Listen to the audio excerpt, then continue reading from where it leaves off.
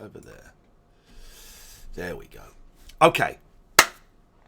Let's do this. Let me just turn this off.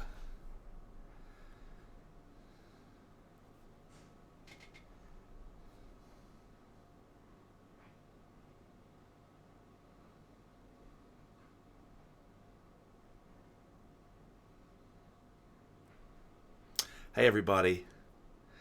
Bear with. Bear with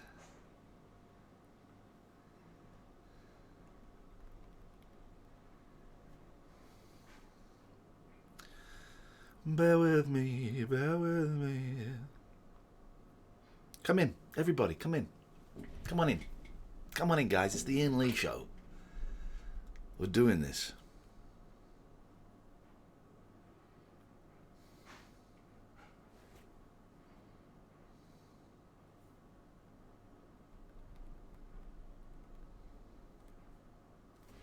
Come in, guys. Come in, guys. Everybody come in. We're going to close you. We're going to close you. We're going to close you. We're going to have a little look-see here. We're going to see what's going on. Did that tweet go out? Did we get a little tweets?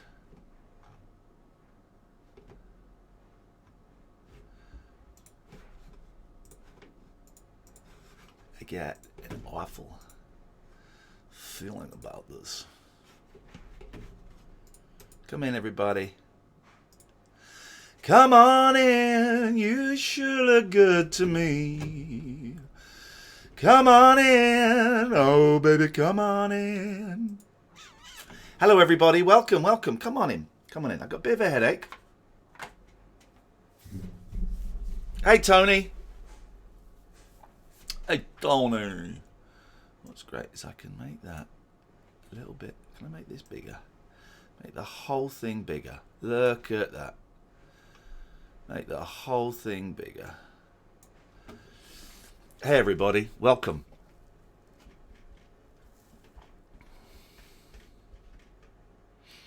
Why you being so shy? Come and join me. Say hi. We're gonna do some fun things. Hey Gut.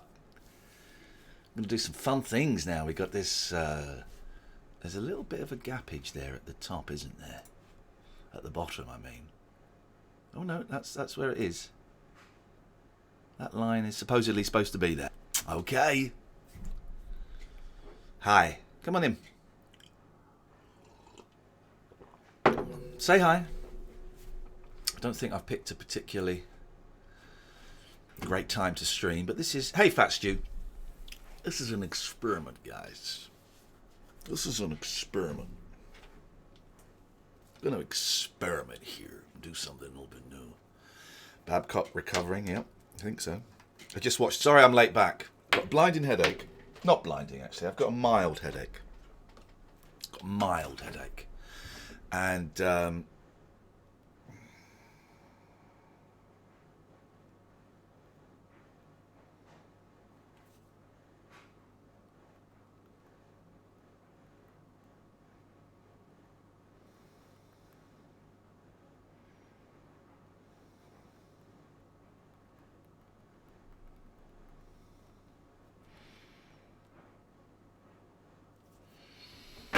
literally just started for Freddy. I've got a little bit of a headache. I've just watched... Hang on. Oh, I've just watched Uncut Gems. Hi, Chihuahua. What a movie. Nice one, Stu. Hey, Katie. Yeah, I watched Uncut Gems. No spoilers. What a movie. What a movie. No spoilers. Don't do spoilers here. What a movie. You saw it in the cinema. Wow, I'd love to have seen it in the cinema. Yeah. Some movie. I was only going to watch the first half an hour. But then I kind of got sucked in. You can't really stop it. But it's brilliant. Brilliant. Look at my eyes there. These are headache eyes. These are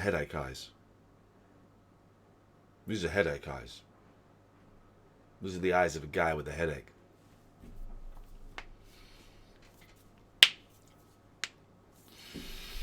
I guess not many people want to watch me watch the 11 o'clock show, which is fine. But now that we have this new PC, thanks to, I can't point at those guys here at AlphaSync, we can do some great stuff. The thing with, thanks for everyone who watched the thing with David Babcock earlier on. That was a bit of fun. That was a laugh. That was just testing it out. We'll do more structured stuff. We're going to do a Skype phone-in show at some point as well. Is it your birthday next week, Katie? Happy birthday for next week. We're going to do a Skype phone-in show. And not tonight, but we have all of these fun things. You don't get an extra notification if you stream. If you stream what? Well, I've streamed. I've tweeted. So people on Twitter know.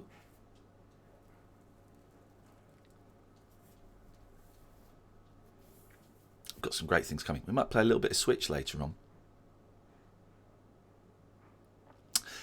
So you don't get a notification. You don't get a notification on Twitch. Fine. We might play a little bit of Switch later on. This is still early days. I've got this amazing computer. Thank you to AlphaSync. We're doing some fun things. And I'm just kind of getting my head around it. But it is so intuitive. It's so wonderful using a PC after using a Mac for years and years and years. And I'm just kind of thinking what the full potential. When it looked like I wasn't going to be working at Talk Radio for much longer, I was going to do a daily podcast here. And it will be kind of a mix of stuff. But now it looks like I'm at Talk Radio until the end of June, and hopefully for another year. Definitely till the end of June. So me doing a daily podcast seems a little bit silly when there's already a daily podcast for the radio show. So I won't be doing that. How can I tell Twitch people that I'm doing this? Is there a way I can send out a bleep or not? But so we're gonna. Hey, Sea Salt Sally. I do very well. I've got a headache. But I'm really loving life.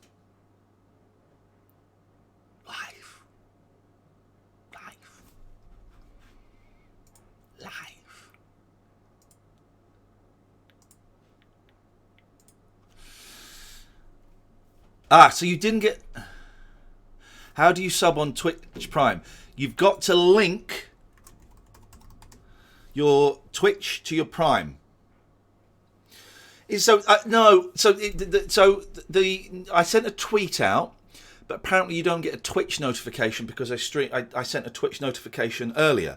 Is there any way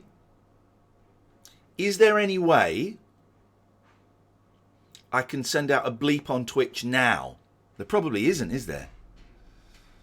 Off. Your monitor is about to turn off. What? Oh. Your monitor is about to turn off. No. No, you're not. There's no way I can send out like a bleep on Twitch. Let's Google it.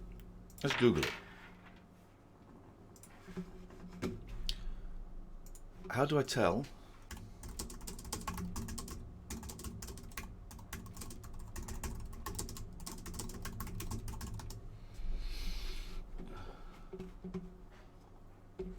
No, there is not.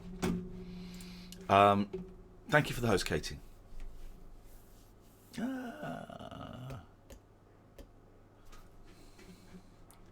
If you do sub with Amazon Prime, you have to renew it every month. It doesn't auto-renew. So you have to renew it every month. Okay? Fat Stew.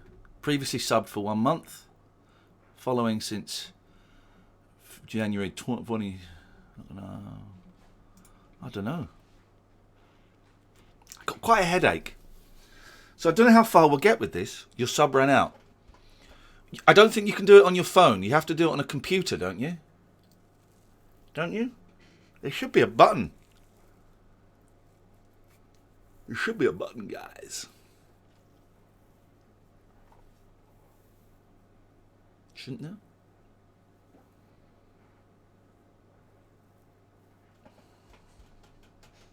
I'm really nervous. I mean, look, we're all set up to go, right? We're all set up to go. Let me add video capture. I should have done this before. I can only apologise. Can only apologise. And then we're going to add media source. This is so freaking intuitive.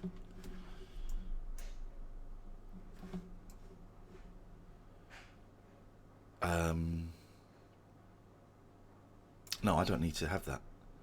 I don't need to be in the studio for that. Oh, yeah, Pats! Pats! Stop climbing up my leg, Pats.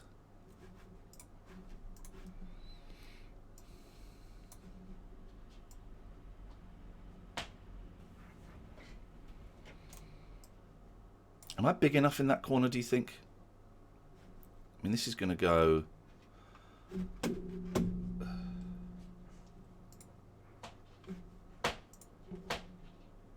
Am I big enough? Oh, she's farted in my face. Jeez. Jeez. Am I big enough? I probably need to be a bit bigger, don't I? Whoa! No, no, no. Stop, stop, stop, stop, stop. Oh, no, I was using the wrong cursor.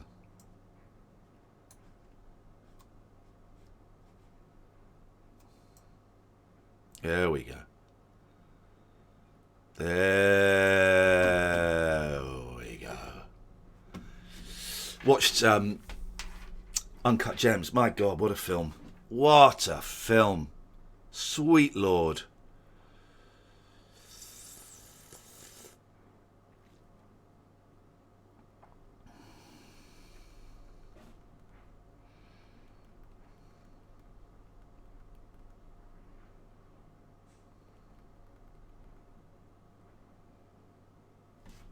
I've got to make a phone call.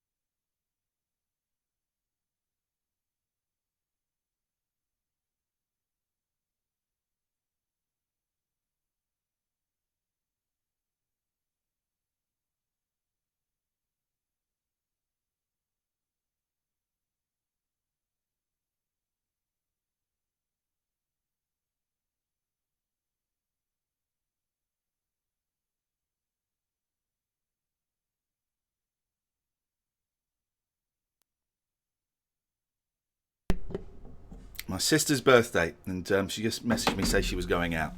So I thought I'd phone her now. Didn't phone her earlier. No,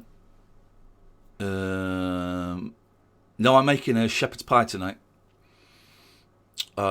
Yeah. Uncut gems, incredible. Hey, Boyley.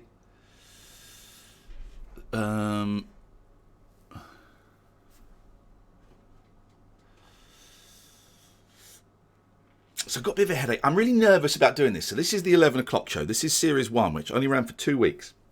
It's like a pilot series. Most of you won't remember this. And thank you to Mark, who I sent him all the tapes that I had of the 11 o'clock show. And Mark converted them and put them up online, right? And most of the tapes of the episodes, my mum taped. So she was a big fan, and she would tape almost every single episode. And there are a few episodes missing. Hey, Jobby, thank you for the subscription. Nice one, man. Thank you.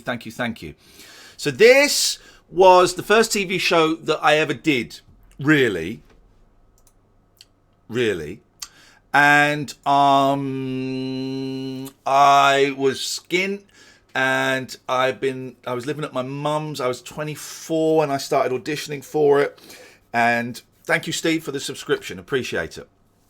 And what was I doing? I'll tell you what I was doing. I was doing a little bit of stand-up, but I wasn't very good at stand-up. I didn't want to be a stand-up comedian. It was a means to an end. People became stand-ups in the mid-90s because they wanted their own chat show, or they wanted to be in a sitcom. And then I started working. I had an agent. I will be careful what I say, but I didn't really like him. I didn't think he was very good. He didn't really like me. But he got me a job at a local radio station in 1997 called Milton Keynes FM 103 Horizon. And I had to change my name from... I'd already changed it from Rugby. Ian Rugby is my real name, Iain Lee Rugby. And I changed the Rugby. I didn't change it legally until I was getting married. But I changed the Rugby to Lee because I wasn't getting on with my dad. And also no one could spell Rugby or pronounce it. And so I changed it to Lee because that was my middle name. And but then when I was at Horizon, the radio station in Milton Keynes, there was a woman there called Helen Lee, spelt differently, Legh, which passed away recently. It's really sad. Same age as me, similar age as me. And our boss there, whose name I can't remember, and he messaged me recently, Paul. Can't remember Paul something. Said we can't have two Lees, too confusing for people. So we sat in an office, and he said, "You've got to come up with another name. Who's your favourite group?" And I didn't want to say the Monkees, so I said the Beatles. He said, "Right, go on, who's your favourite Beatle?" I said, "George." He said, "No, Ian Harrison doesn't work." Ian Harrison would have been a good name for an accountant. So I said, "Ringo, Ian Starr, no." And then he went, "I've got it, McCartney." So I became Ian McCartney on FM 103 Horizon, and I didn't really like it. I was living in North London in Kensal Green. I'd have to drive up, I would get the train up, and it cost me a fortune. I was losing money. I think I was getting paid, I seem to remember the figure of £44 a show. I think I was being paid £44 a show on this radio station. It'll make me a little bit bigger. I think I was being paid £44 a show on this radio station, which wasn't a lot. And I was getting the train up, and it was so early, I had to get a cab to the train station. So I was losing money. Then I bought my first car. My mum bought my first car for me, and it was crock of shit. And I've only on £40 a show, exactly, working backwards, Pete. It's a reference for fans of snake oil sellers. And so then my mum bought my first car, and it was just a dud, and it died on the way up to work. The first time I drove it, it just died. It was an awful, awful car. And so I was Ian McCartney. I was on The Breakfast Show. And I had to go out in a Jeep called Black Thunder. And during The Breakfast Show, they go, okay, let's see Trevor and Helen. Helen's passed away, which is very, very sad because she was absolutely delightful. David says, I would have thought there would be thousands watching this from the I Loved You and the 11 o'clock show, but Brigade. No. There aren't. But I'm going to start a schedule for this. This is just kind of a punt, and I may not want to do any more of these once I've seen it. So they would be doing the crazy breakfast show, and then they'd say, right, let's see where Ian in Black Thunder is right now. And I'd be on some crappy estate somewhere in Milton Keynes, just like doing silly stunts, really. The only one I remember is I took a table out, and people had to climb around the table without touching the floor. It really hurts your core muscles. And I hated it. I really hated it. And I was really into Chris Morris and the day-to-day, and I wanted to be this kind of cult, kind of cool thing. And I found it really too mainstream for me. I found it too mainstream. And so after 6 months, I made the bold move of quitting, saying, this ain't for me. This isn't for me. I made the bold move of quitting, which was pretty thunder. Okay, Mr. Banana, that stuff, we don't have any of that here, I'm afraid. We don't have any of that here, so that gets you blocked. Don't have any of that. Mods, keep an eye out. We don't have any of that nonsense. Oh no, hang on. I've blocked you, but I've not banned you. No.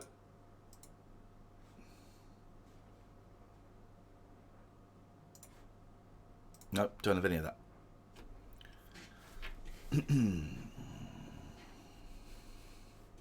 Bien. Thank you. Right, but so the week I was leaving to nothing, I had nothing to go to except to sign on again. The week I was leaving, a fax came round saying, this is Talkback Productions.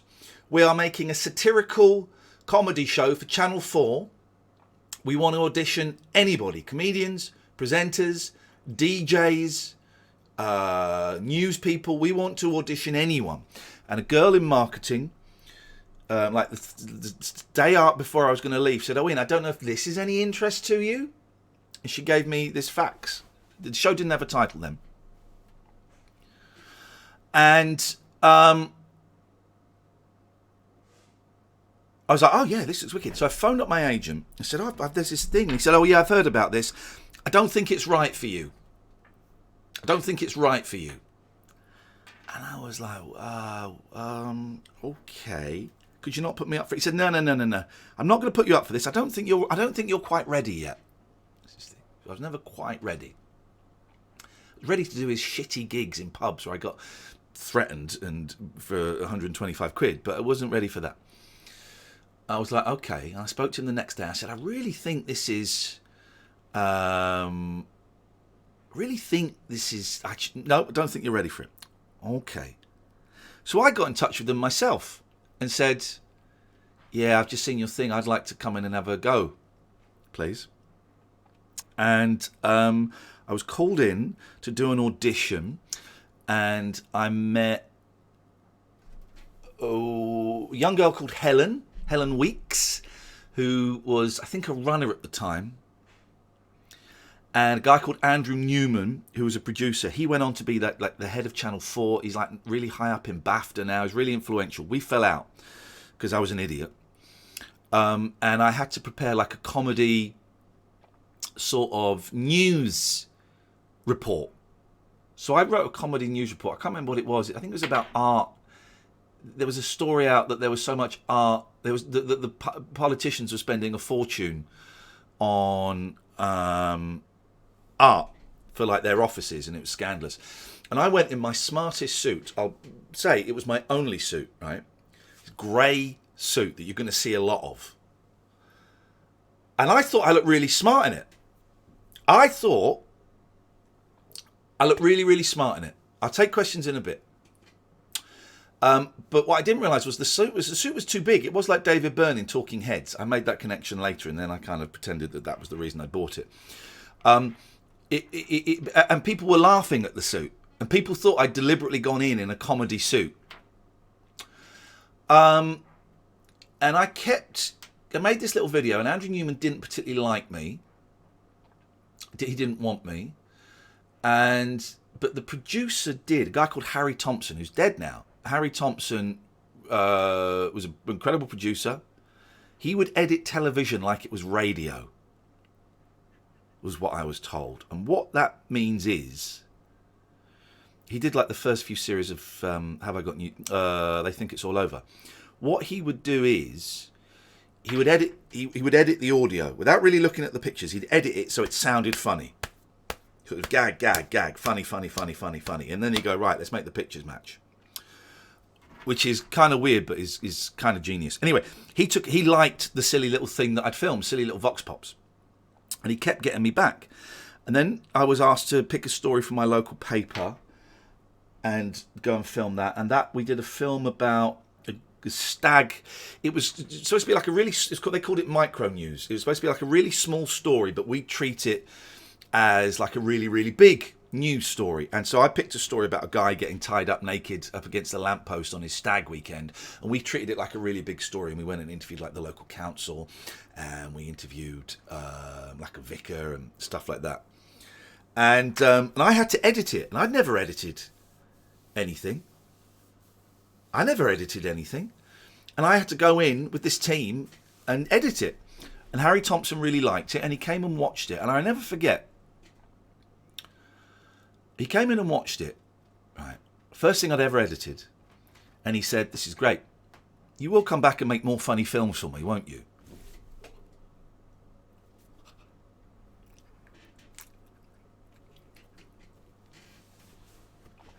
And then there followed a really torturous audition process where they tried everybody. I remember John Holmes, no, maybe not John Holmes. Mitch Benn was tried. Mark Thomas was tried out. They're all filmed in the basement of Talkback Studios, which is just off Tottenham Court Road. And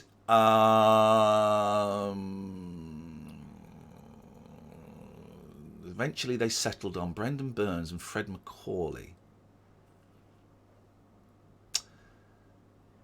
And it was a really big deal because they were both getting the same. Even though Brendan was unknown and Fred was very well known, or was, established, they were both going to be equal hosts.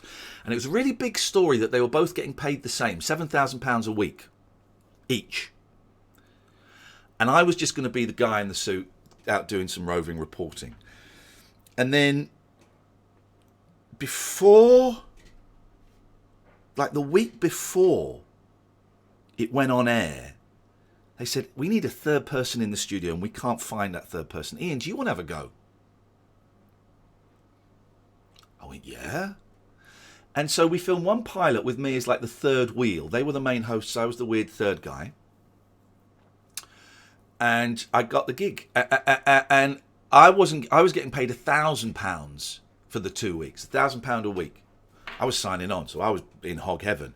But the agent who had said I wasn't right for the job had negotiated a really crappy deal. It's great when I was just doing the roving reporting, getting £1,000 a week for 2 weeks, and a bit of money over the summer to do stuff. But then when I got the job of being the third wheel, he then didn't up. Is any of this? I don't know if any of this is interesting to you. It might be really dull. We'll watch it in a minute. He didn't. We'll watch it in a second. He didn't up the money. So I was still getting £1,000, everyone was getting £7,000. And then the week after it finished, I was called into an office and I was told by the production team, we think you've got a crappy deal, so here's a check for £5,000, but don't tell your agent. So let's have a look. I've not watched any of these. I might find this uncomfortable. I apologise in advance. It's going to get a little bit homophobic. There's going to be a lot of fat jokes in there. Might be a little bit racist. And then I remember there's some really horrible stuff about Harold Shipman. Right, some really horrible stuff. Is the audio out of sync, or is Mission pulling my plonker? Is the audio out of sync? Thank you, David. Thank you, David. No one else is finding it out of sync. Thank you. Well, I've none of that. Thank you, David.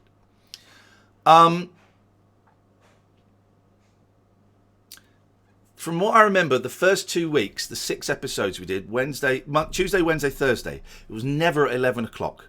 It was always like 5 to or 5 after. Were slow. Really slow. Brendan Burns has trouble reading the auto cue. He's dyslexic. I was also terrified of Brendan Burns. I found him very, very intimidating. Scared of him. And I'm totally out of my depth. So I apologise in advance.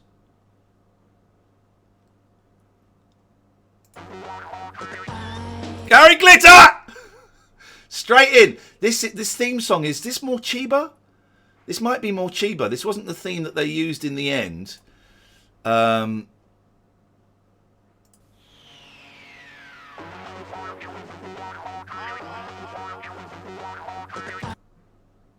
Straight in. Sets the tone straight away. He must have... Yeah, 96. 96 he was done for child rape images. Is the volume okay? I think this is more Chiba.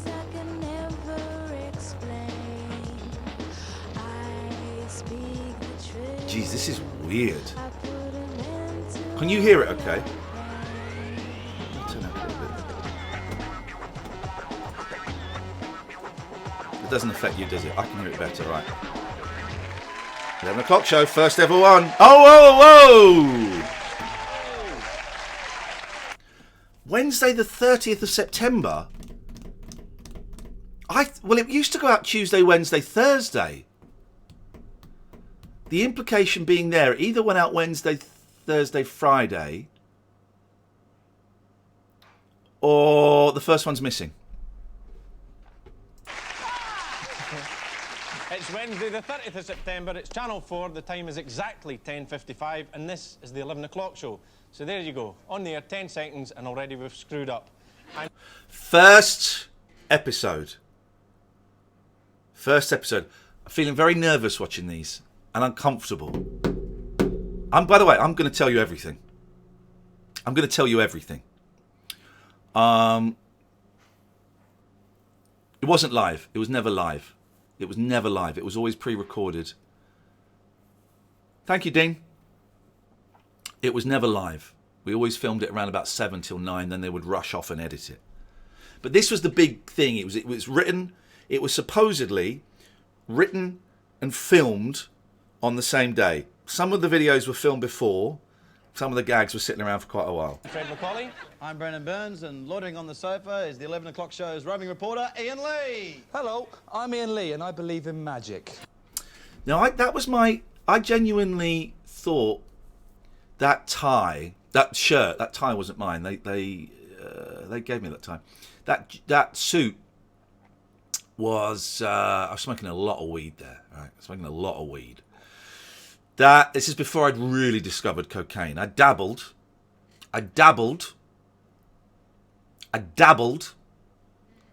but I wasn't head over heels in lust with it. But that was the suit that I bought to go to a friend's wedding. And I thought that was a real nice suit, but I looked ridiculous. Ridiculous. That boy, thick hair. And I was supposed to be like dumb. I was supposed to be kind of... I was never myself on this show, right? They told me how to be. They told me exactly how to be. Look at him. My name's Iain Lee, and I believe in magic. They told me how to be. So in the first 2 weeks, I was like this dumb idiot. And then in the series 2, 3, and 4, I became this arrogant Chris Morris ripoff. Thanks, Ian.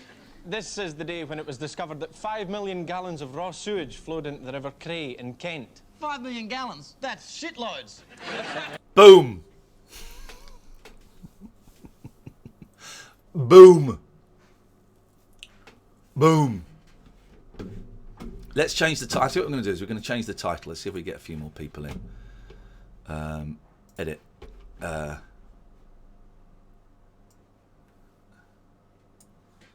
Let's.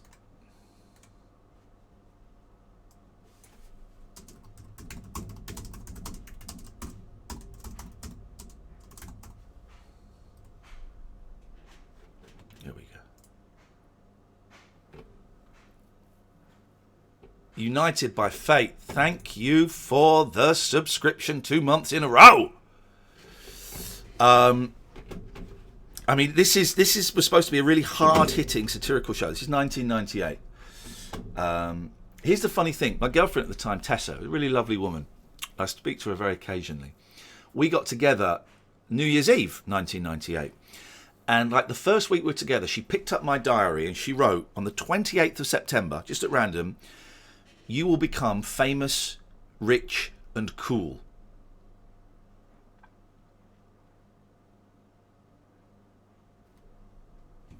Just as a joke, before any of this was even talked about. This all happened over the summer.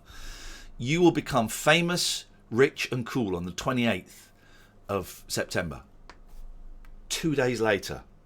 2 days later. Brendan, and it's also the day that gibbering Scottish railman Jimmy Knapp made a keynote address to the Labour Party conference and said, Sorry, Jimmy, I don't know what key that was or what note. Over on the other side right now, it's Newsnight. 45 minutes of serious news, insight and analysis. Well, we can do all that. And what's more, we can do it in 60 seconds. As curfews for children come into force... Okay, here we go. I mean, slow, huh? Slow. And a lot of people... Here's the thing that's going to happen. A lot of you are going to go, oh.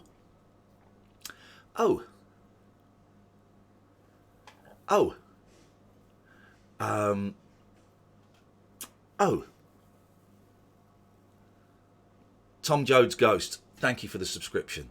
Thank you. A lot of you are going to go, oh, it's not as funny as I remember. Here's the thing, a lot of it wasn't funny. The Ali G stuff was hilarious. The Ricky Gervais stuff was divisive but hilarious. But a lot of it wasn't very funny. Here we go. Well, we can do all that. And what's more, we can do it in 60 seconds. As curfews for children come into force, police expect kids to be inside by 9. But with good behaviour, they should get parole by 13. Bosses fear consequences of new 48-hour working week. A CBI spokesman asked, does this mean we have to come in before lunch? John Prescott slates privatised rail company's performance. Jimmy Knapp so confident that we renationalised, he's run up his own Jim will fix it badges. Talking about lanyards, you see. Lanyards.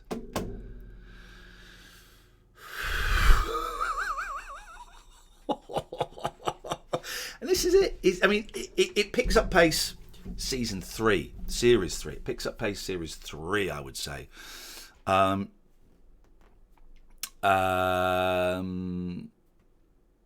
Exactly.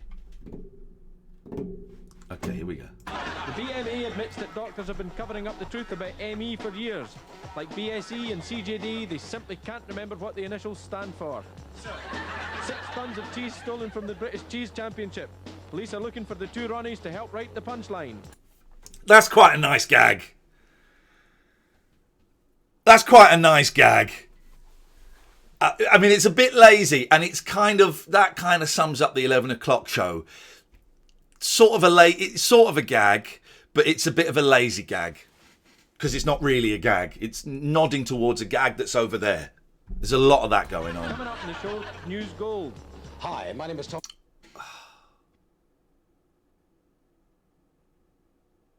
Tommy Vance. Tommy liked me a lot, right? And the later series, he would do a kind of a VO of clips at the start of the show. And he would record the VO behind the set. And I was often stood behind the set waiting to go out. And he would do it behind the set. And he liked me a lot. And I chatted to him a bit. And I never really took advantage of hanging out with Tommy Vance. Never took advantage. Never said, do you fancy going out for lunch one day so I can pick your brains? Never once. And that was a mistake. Stories that we used to thrill to. Lord St John of Fawsley meets the Channel 4. Ali G. Voice of Youth. Tons of tea stolen. Ali, Channel 4 Voice of Youth. Tommy Fanson, let me take you on a... Channel 4 Voice of Youth. He was going to be originally called, Ali G was originally going to be called the Youth Wanker. Youth Wanker. And then they settled on Ali G. And if you look in this series, the clothes get more outrageous as it goes on. rock and roller coaster trip through time to the stories that we used to thrill to. Lord St John of Fawsley meets the Channel 4 Voice of Youth. You were with Thatcher in the government? Yes, for a time, until she threw me out. And what was she like? Was she a bitch? The first proper laugh of the show, and that was the thing, is that Ali G was the funniest thing. Ali G was the thing that kept the 11 o'clock show going. If we hadn't have had Ali G, the 11 o'clock show would have died. And what really hurt was all the attention was focused on Ali G, who was hilarious. It was hilarious. A lot of the attention was focused on Daisy, who was funny and beautiful, and all the flack was focused on me. And as my role increases and I became the host, I look back now and think, would my career have been different? I don't think about it now. Can't be bothered. But I used to think, would my career have been different if I'd have carried on just doing the vox pops in the street, which was an option at the time. Just carry on doing that instead of hosting. Would things have been different? Not would I have been as big as Ali G. There's me laughing. Just sat there on my own, not really knowing what to do. The 11 o'clock show, ITV already seem to be running scared. In an obvious panic measure, as you can see from today's Telegraph, they've spent £1 million on a revamped new look. Unveiled yesterday, ITV now calls itself the People's Channel and has a heart symbol and a logo in, and I quote, caring lowercase initials. So the keywords are people's, heart and caring. That reminds me of someone. A lot of Diana jokes. She was dead then. What year did Diana die? Was it 98 or was it 97? Because if it was 97. Okay, so it was like August 97. So it's just over a year. Just over a year, and we're in. A lot of Diana gags.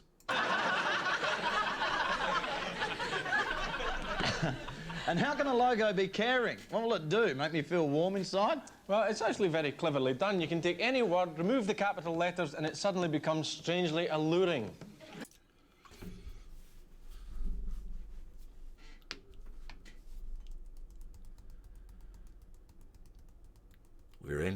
We're in. Now we're in. Now we're getting the tone. Huh? Now we're getting the tone. See? The frightening power of persuasion. According to the... There was a big edit there. There was another joke. You can see, I mean, there's lots of edits in this. Again, edited by Harry Thompson, who worked on this series. I don't think he worked on the next series. I think he kind of got booted out. But if you watch it, there's a lot of edits in this because he would edit for radio. Very cleverly done. You can take big any edit coming word, up. remove the capital letters, and it suddenly becomes strangely alluring. Edit. The frightening power. There was of another persuasion. one in there that was too According to offensive. the article, ITV have incorporated the heart into several spinning motifs to be shown before programmes. Although they're being kept under wraps until the official launch, Brendan has kindly agreed to recreate them for us live in the studio. See if you can spot the link between them. The first one is a Union Jack with the heart in the middle of it. Second one is sparkles in the shape of a heart. And the third one is a cake with, yes, a heart. Oh. So the keywords are Union Jack, sparklers, and a great big cake all to yourself. That reminds me of someone. Ooh. We're doing eating disorder jokes. 3 minutes, 56 seconds in. We're doing an eating disorder joke. Told ya. This was 98, right? This was kind of loaded FHM. the word shock, right? But I told you a lot of it isn't going to sit comfortably now, right? So, you know. So there you go, we're doing eating disorder jokes. And I went along with it. I was 20,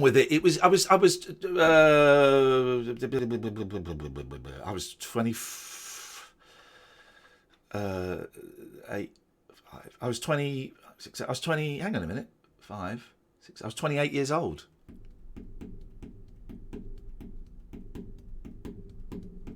I was 25 years old. 25 years old. And I was 25 years old, and I'd gone from signing on, living at my mum's. Suddenly I was getting £1,000 a week for 2 weeks, and I was on the telly. This was the dream. This was the dream. Fuck you, everyone. Fuck you. This is the dream. Fuck you.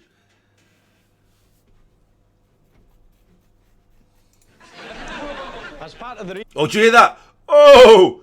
Oh! Whoa! Whoa! You hear that? Whoa! That reminds me of someone. As part of the revamp, they've also planned changes in the schedule. Details haven't Bye, been Katie. officially released, but according to this leaked document, the new schedule will include a nightly show with Will Carling that'll only run for 3 weeks, and a new series called Can Cook But Will Vomit. Big old chunk there.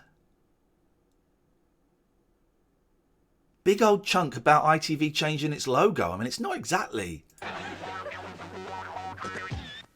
Yesterday, in Tony Blair's big speech to the... I'm shitting myself. Don't know what to do with my hands, so I'm holding my hands, right? Holding my hands. I keep doing that. I'm trying to copy. What was the one they said? Oh, I could not even begin to remember, Pete. I mean, thousands over the time. Doing this.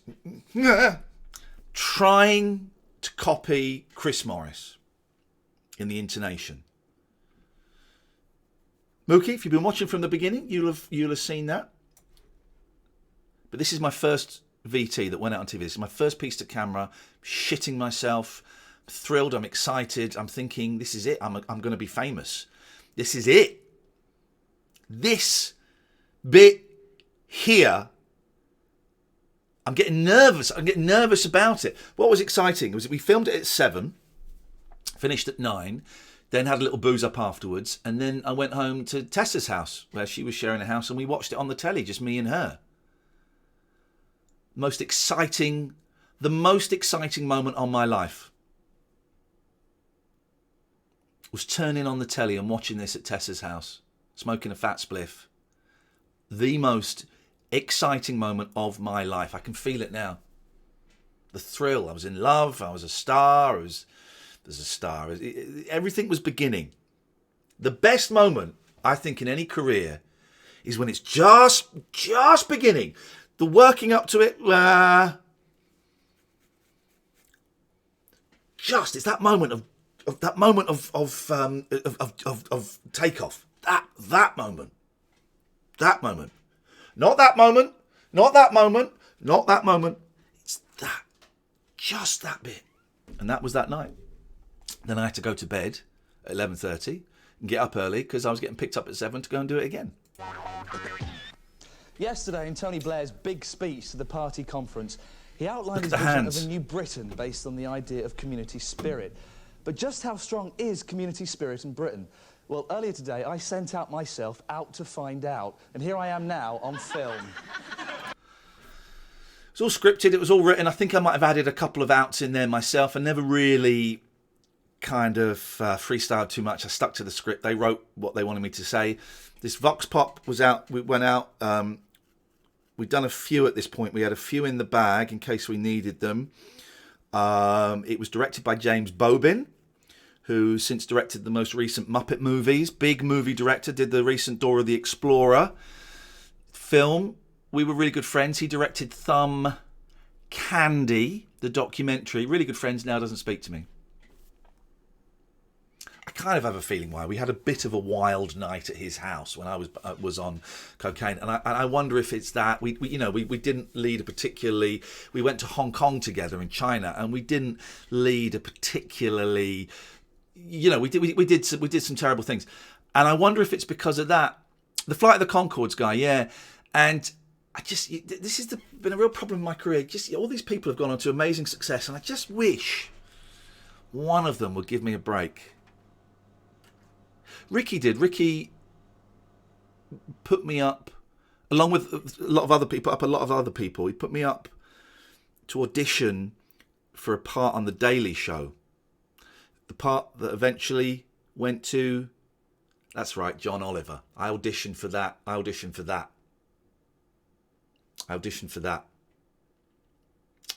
And I didn't get it. And that's, as far as I'm aware, the only time anybody... that was Ricky that put me up. That's the only time anybody has kind of mentioned my name. Is, oh, you might want to see him. This is a funny video. I saw this the other day because someone posted it on Facebook. This is funny. So, community spirit. Would people help others in need, or couldn't they give a monkey's toss? Excuse me, sorry, you couldn't do me a favour. Would you be able to tie my shoelace up, please? I don't know how to do it. I don't know if they are my boots, actually. That'd be great. I've got quite an important job in for you today as a spy for the government. I just need to look... That's fantastic, thank you very much. I've got a very important date with, well, it's all very hush-hush, but with George Michael today, and I want to... Gay jokes?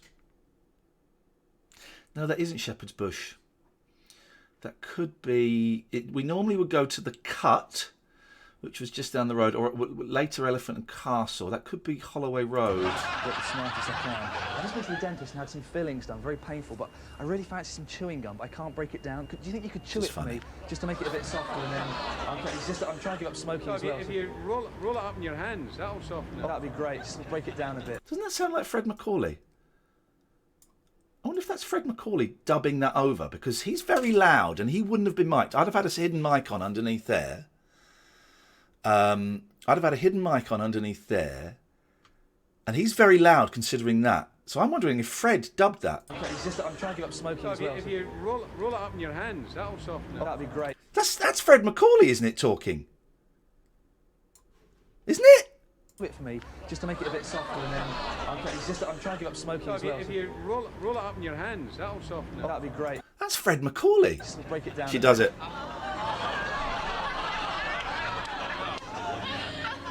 That suit hanging off me. Look at that hanging off me. That was my suit. How's that? That's great.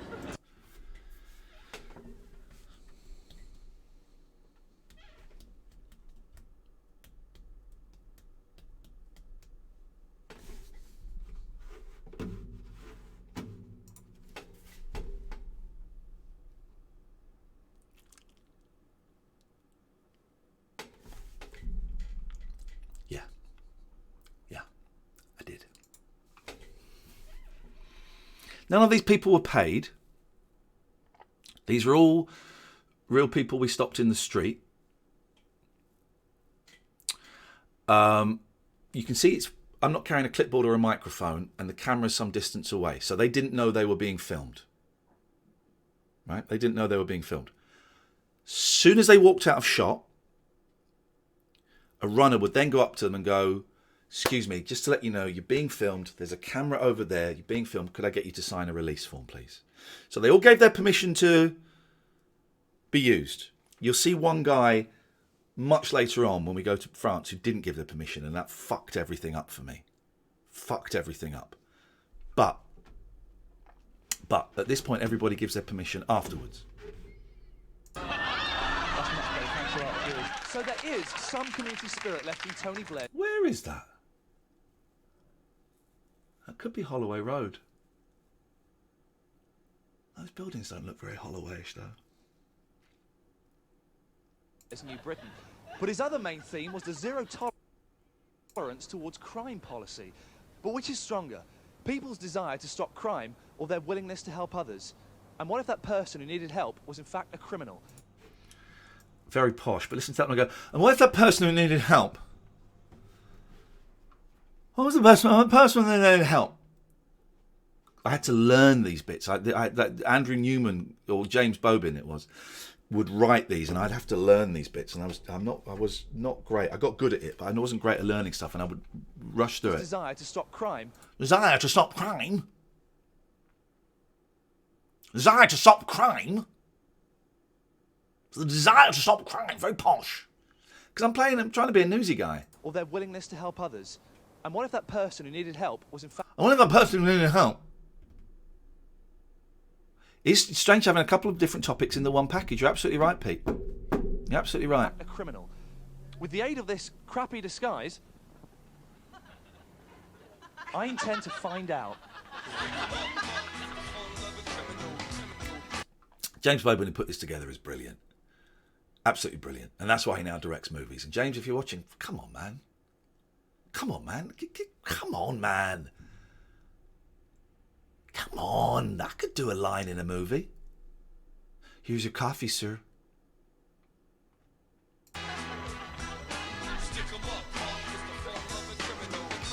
Have you got a light at all?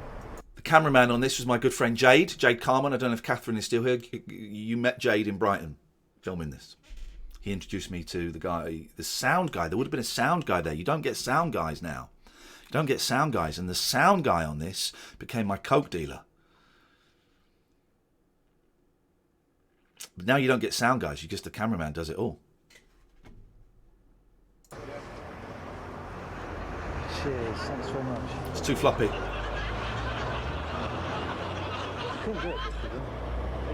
Day after that, the very next day, we went out to film. The next Vox Pop. We did them every day. And some workmen went, "Oi!" on the other side of the road. "Oi! Oi, mate! You got a light?" And I went, I'm sorry, man. I'm just off to film something. They went, "Hey!" And I said to James Bowen, I said, "What the fuck was that?" And they said, "Mate, they recognise you. They saw you on telly last night and they recognise you. First time.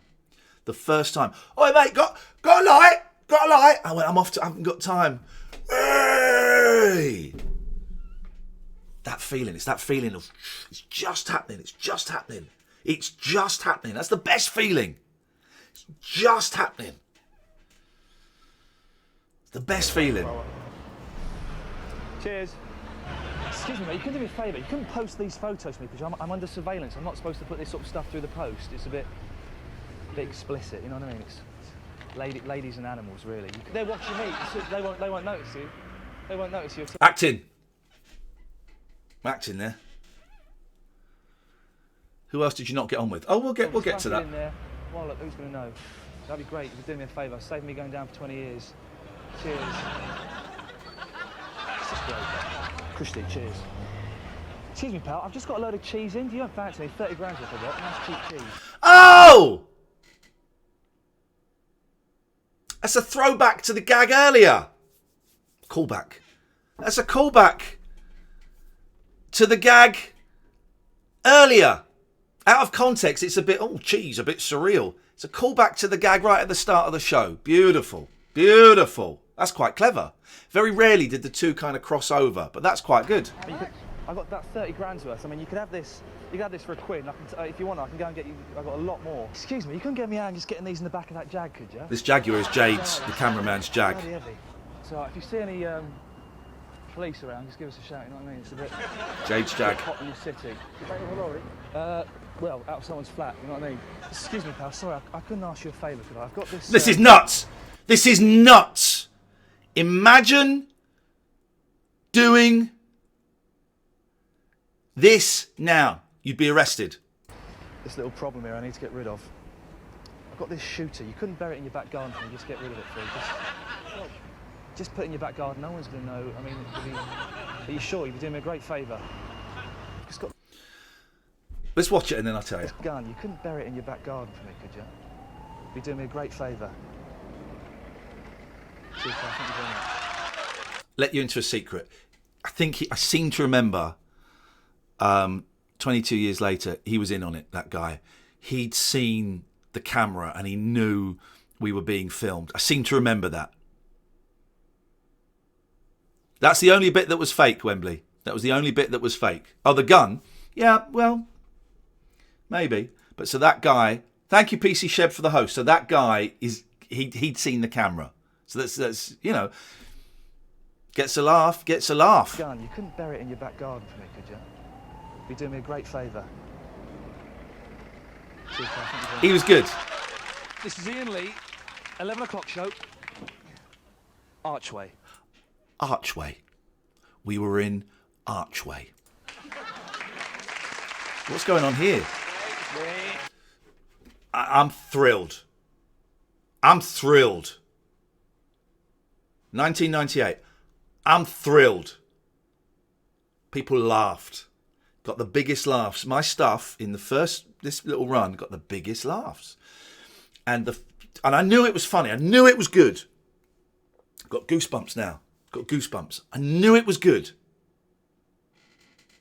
People laughed and it got applause and I didn't know what to do. And I don't know how. I'm terrified of these two and I don't know how to react. Computer monitor in the background. Oh, look at that face. Genuine glee. Genuine glee. Was that a real shooter, Ian? Yes, it was, and I used it on the way.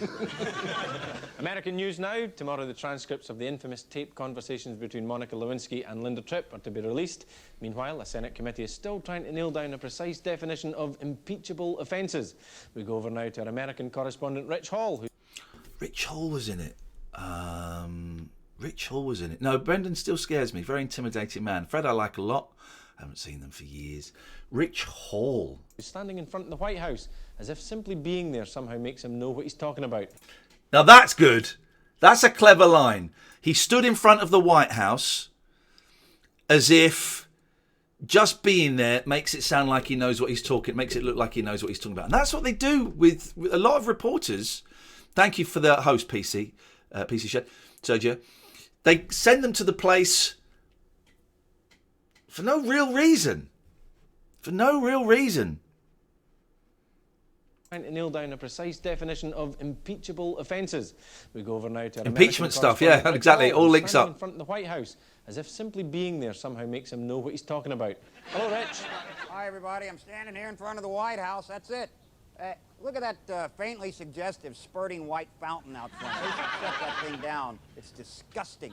Anyway, this week things are fairly back to normal here as far as Clinton's concerned. He's got Benjamin Netanyahu and Yasser Arafat in there. He's trying to work out some kind of land accord. And there's a photo in the Washington Times today of the three men. You'll notice they're standing. They're standing. Apparently nobody wants to sit in the White House anymore.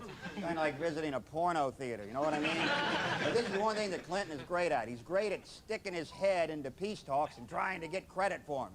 It's kind of like when you go on a holiday and you get your photos back and there's always that weird guy in the photos. That's what Clinton's like during peace talks. There goes the Secret Service. They're all over the place. And here's my question. We're at a point in history where some seaman on a dress is going to bring down a president. How stupid and pathetic is that? And also, where were all these Secret Service people when you needed them? You know what I mean? They throw themselves in front of a bullet. Stop. Come on. Anyway, Oh, that's all here in Washington, D.C. See you later. Now, obviously, there's been a bit of criticism in the press that the Labour conference is also... I'm relaxed now. Now I'm relaxed. Is this another Vox Pop from me? Oh, this might be when I went to the Labour conference. ...stage managed, that Labour's image is being manufactured for public consumption. Well, last night, I obtained an exclusive interview with... This is funny, man. I didn't know this was in the first episode. This is funny. Although I seem to remember that I sit at a very weird angle. This was funny, right? This is funny. ...with Northern Ireland Secretary Mo Mowlam to discuss the matter. Let's just go back a little bit. All right. I remember I got called in late to do this. That Labour's image is being manufactured for public consumption. Yeah, well, last chilled. night I obtained an exclusive interview with Northern Ireland Secretary Mo Mowlam to discuss the matter. All right. Iain Lee on the line from London. Iain, you're aligned to the Secretary of State. Hello, Mo. It's Iain Lee here. How are you? Okay? Very well, Ian. And you? Poor old Mo Mowlam. Miss Mo Mowlam. Miss Mo Mowlam. I'm fine, thanks. Yeah, I've got a question about Labour's The 11 o'clock show office. Look. image. Now, you're a serious politician, and you've done some fantastic work in Northern Ireland, which I'm sure no one would disagree It's a great joke coming up. This is funny. with. She'd been seen dancing with Chris Evans. Right? It's been a big news story that she danced with Chris Evans. Okay? So why why do you trivialise it by being photographed with that ginger guy that everyone hates? Well, actually, what I was doing, Ian, was that we have a youth event at Party Conference every Sunday before it starts. Yeah. And I go because it's usually good fun, and I enjoy a dance. Yeah. And Chris Evans, very kindly, ginger guy, you might call him. I was talking about Robin Cook, actually. Oh. That's funny, huh? That's funny. That's a funny thing. That's a funny thing. Nice, not mean, no one gets hurt. She takes it in great spirits. That's fun. So far, the two bits that have got the biggest laughs were my bits. Oh, I felt so special. I felt so special. Felt so special. I enjoy a dance. And Chris Evans, very kindly, ginger guy, you might call him. I was talking about Robin Cook, actually. Oh.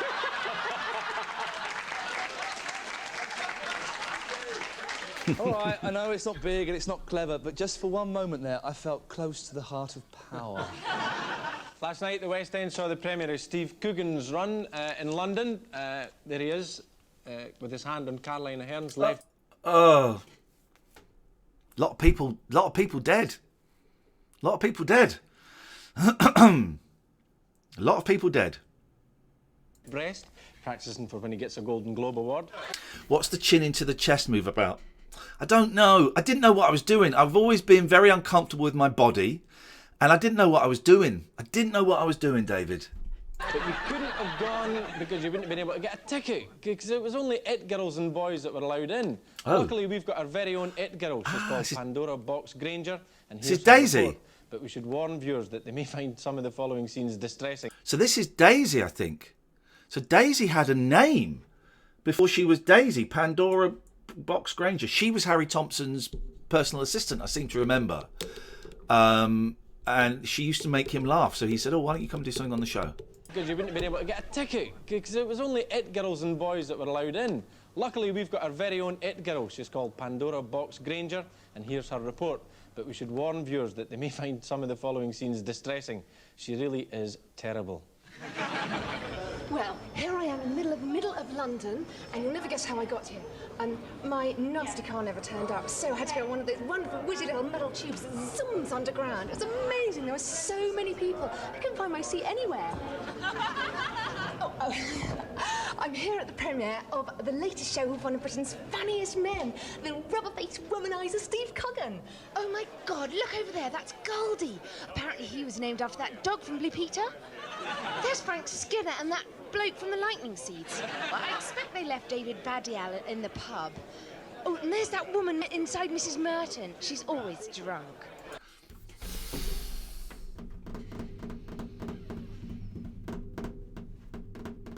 She's always drunk. She was an alcoholic, wasn't she? Wasn't she? I think. Oh, my God, there's a grubby guy from the Verve. And look, it's Trevor McDonald. Oh, how sweet. He shaved off his moustache, especially for the occasion. Well, I've got all my jokes ready for the post-show bash. It'll be a real hoot. Okay, what do you call a donkey with 3 legs? A wonky. Oh, I'm behind the desk. I don't remember moving from the sofa to the desk. What's this? They've given me a bit. They've given me a bit. What am I doing here? Shitting myself. Tony Blair. You probably think you know what he looks like, but do you?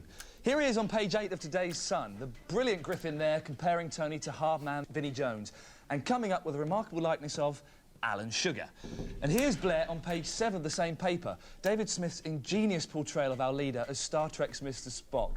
So if our cartoonists are rubbish, where do we look for the fresh talent? Well, strangely, the answer lies on the letters. Didn't know about breath control, about swallowing, about breathing, and look at that.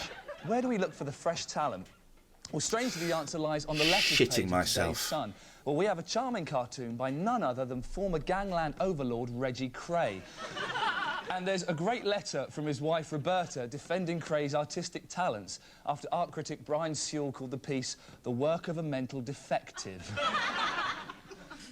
We on the 11 o'clock show thought the idea of commissioning My dangerous voice is going. psychopaths to draw cartoons was such a good one that we've got hold of some other crazed inmates' work.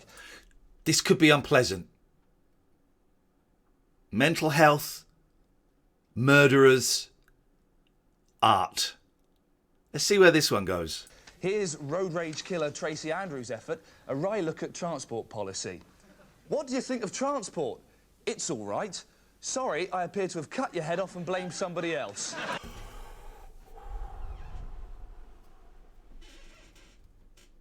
I don't remember.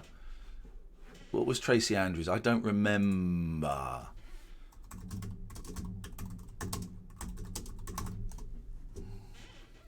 Oh!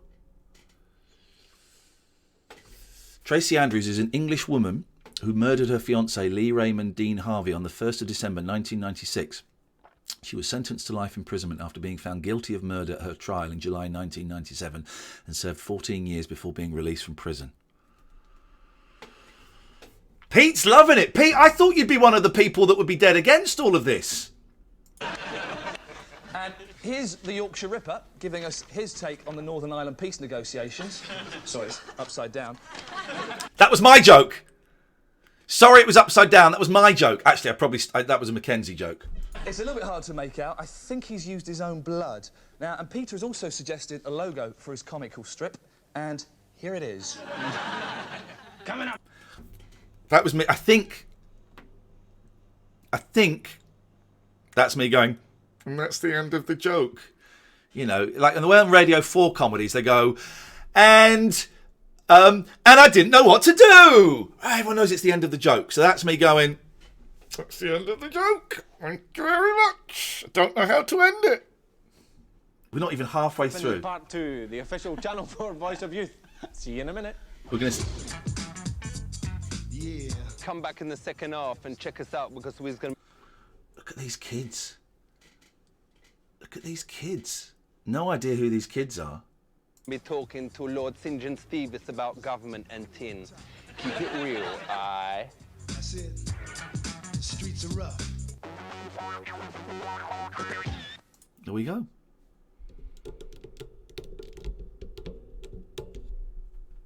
First half. We go into the second half. Oh! I love these. I improvise these. I've got very good peripheral vision. Read all about it. Woman forces baby to walk against its will. Oh, I laughed at it. That's funny, huh? Read all about it. Woman forces baby to walk against its will. Very slowly. Very slowly. That's funny. So they had me stood there. That's Hammersmith. By the big roundabout. They had me stood there for like 2 hours just doing that. I'd see people come in and read all about it, describing the person that's just walking past me. See, that's funny. I want to do... Wembley says bring that bit back. I do want to do the Vox Pops again. Maybe this is something to do again, but it's just, how do you finance it, really? Oh. Very slowly. That was funny. That was funny. Welcome back to the 11 o'clock show. Grabbing today's news Dyslexic. by the neck and spaffing on its bangs. It's the 11 o'clock shoe show. In his speech at Blackpool yesterday, Tony Blair reaffirmed his commitment to constitutional reform. But just what is this constitutional reform? And could any subject be duller? We sent the official Channel 4 Voice of Youth, Ali G. First ever Ali G. Former Tory Minister Lord St. John of Fawsley. Here we go. That he could This is explain funny. just how our government works. But I think you'll be surprised at how straight this is. You see the costume, doesn't really look like Ali G that we know. And I bet it's really tame. And the way they would get this to work is they would interview someone for 40 minutes, an hour, half an hour, 40 minutes, an hour. And like every fifth, that you do a proper interview. And then once you got their trust, you'd ask them something really stupid. Then do a couple more straight questions. Then ask them something really stupid. So it wasn't just stupid, stupid, stupid, stupid. And then out of that 40 minutes, an hour, you cut it down to 2.5 minutes that was funny. Youth of Britain. You might see Andrew Newman here, actually. That's Andrew Newman. That's Andrew Newman, who was one of the producers of the 11 o'clock show, then went on to be a commissioning editor at Channel 4, went on to be, I think, the head of Channel 4 comedy, if not the head of Channel 4 itself. I fell out with him through cocaine. I had a cocaine rage at him. Completed it, mate. Hey, man, you are brilliant. I know I've said before, I was an actual child that would secretly watch this. I was obsessed with it. I couldn't wait to be old enough to join in with all these incredibly funny people. It was people like yourself that made me want to work in comedy. Namaste. Completed it, mate. Come here. You're not... hang on a minute. You... Thank you, James. I appreciate that.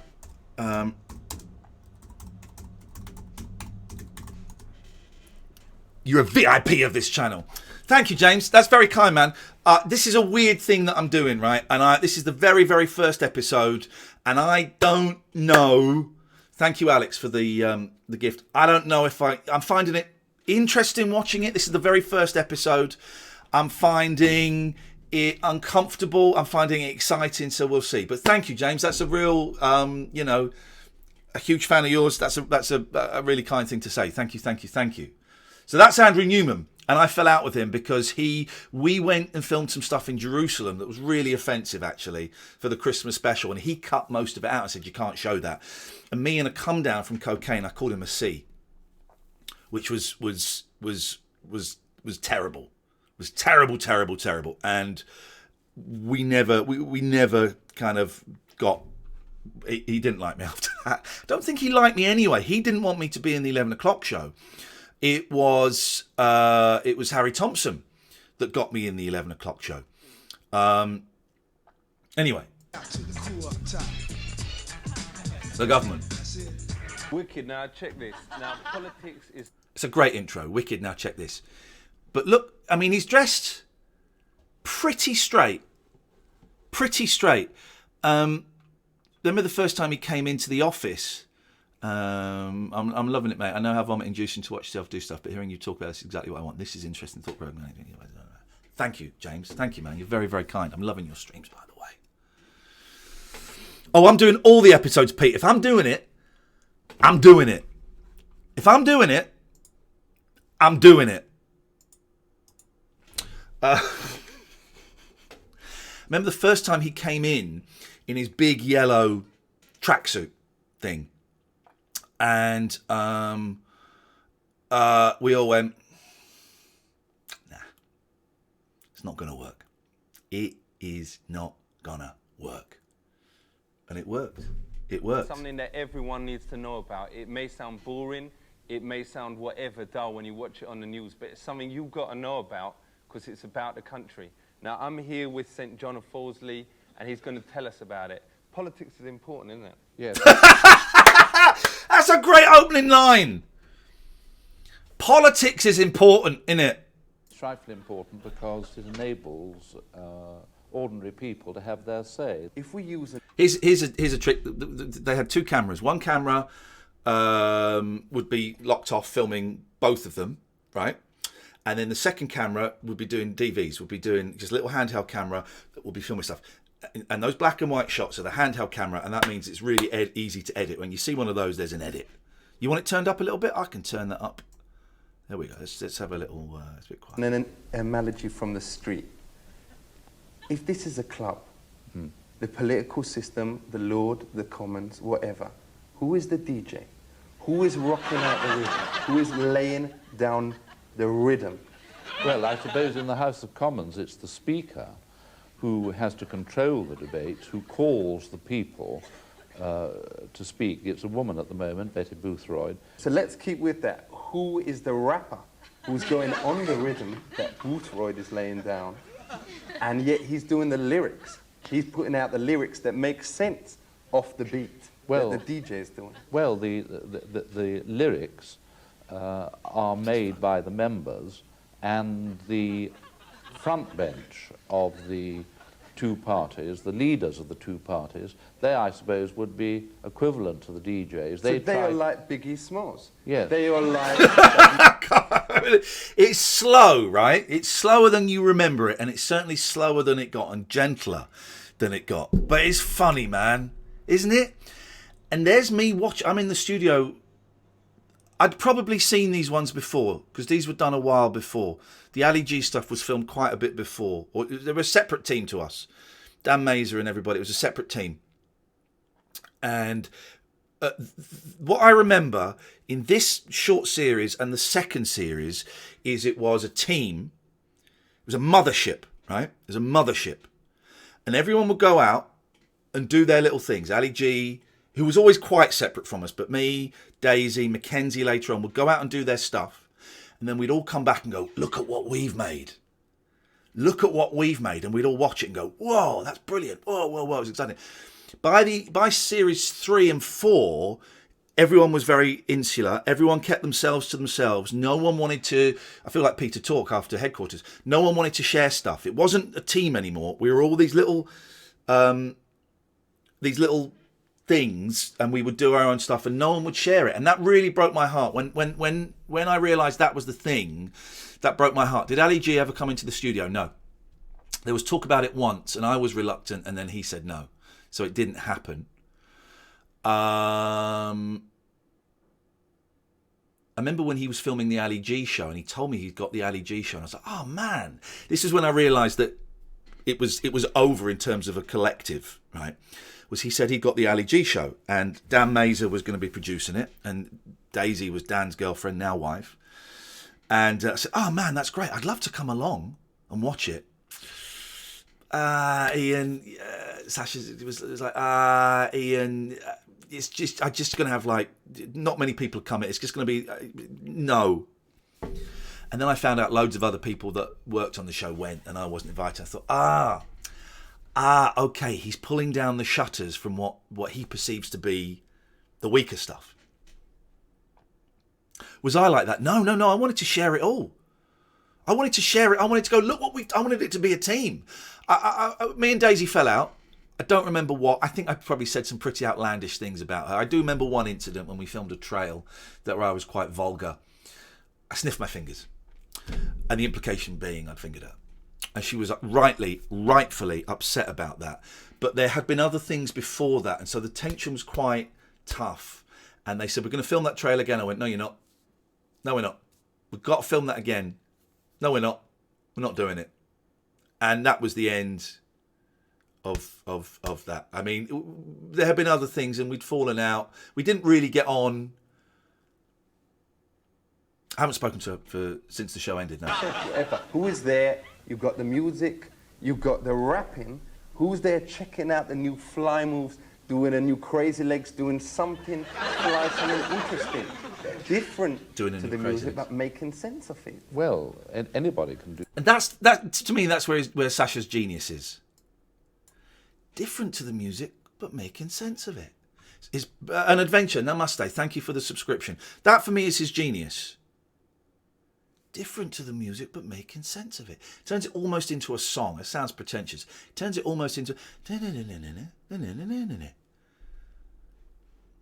But making sense of it. Well, it's like he's great delivery. Who's there checking out the new fly moves, doing a new crazy legs, doing something interesting, different to the music, but making sense of it? Well, anybody can do that who's so minded, but the people who have the biggest role are the people called front benchers, who sit actually on the front bench in the House of Commons. They have particular ministers. Not being rude, but would you say you could be difficult to work with back then? Not then, Roscoe, not then. 18 months later, yes. Yes. Not then. Not then I was like saying hello to everybody on the floor, knew everybody's names, tried to learn everyone's names. Thank you for the cheer, Katie. 18 months later, when cocaine really started to get involved and ego, and everyone's telling me I'm great, and I'm having meetings with the head of Channel 4, and they're saying, Kevin Ligo is telling me I'm the next Graham Norton. Yeah. I remember your awkward remark at Rich Hall when you implied he hadn't been funny, then you had to quickly repair the comment. Yeah, there was something like that. Isn't it funny, the stuff you remember? There was something like that. Yeah, there was something like that. Did Gak turn you into a proper arse then? When has cocaine ever done anybody? When has cocaine ever made anybody nicer? When has it ever made them nicer? Can't. Yeah, there was something with. I'm gonna be honest, right? There's no point in me doing this if I'm gonna sugarcoat it. Yeah, there was a thing with ritual. Thank you, Danny. 24, my favourite number out of all of those. Yeah. And that's their responsibility, and they take the lead. And who is like Dougie Fresh and the Get Fresh crew? Who is there doing the human version of the beatbox? Doing the... that backs up the Those are the ordinary take away. members. It's much more democratic, you see, than the rap scene. That's a great line. That's a great line. It's much more democratic than the rap scene. Well done. Who is the club owner who say, all right, that's enough, too much music, turn it down? What about like politicians, like the idea of representing? Like rappers represent, politicians represent. I represent my men in Slough, my men, my posse in Staines, in Ivor Heath, the Staines Massive, whatever. The MP, he represent Berkshire. Is there a difference? Are we going to start seeing the rappers, the House of MPs becoming the House of MCs? That's a long build-up to that line, that gag would have been written. You see, he's got a clipboard there. That's got the gags on. A lot of it will be improvised with Sasha because he was brilliant, but that gag, I would almost definitely say is written, and he was building up to that. But all the time the composition is changing, but what you've got in the House of Commons is you've got too many lawyers and too many teachers. And not enough rappers. Not enough rappers. And DJs. And DJs. My main man, St. John, wicked, taking it out in the main House of Lord match. So you got 3 minutes there. That would have been about an hour that they filmed. And also it's really tame, actually, compared to what he goes on to do. That's really tame. But funny, man. Funny. So I would kind of say, let's get the ego out. My Vox Pop and Sasha's stuff. Sasha, in this episode, so far the biggest laughs have been my Vox Pop and Sasha. Sasha, I would say, is funnier, but the studio stuff.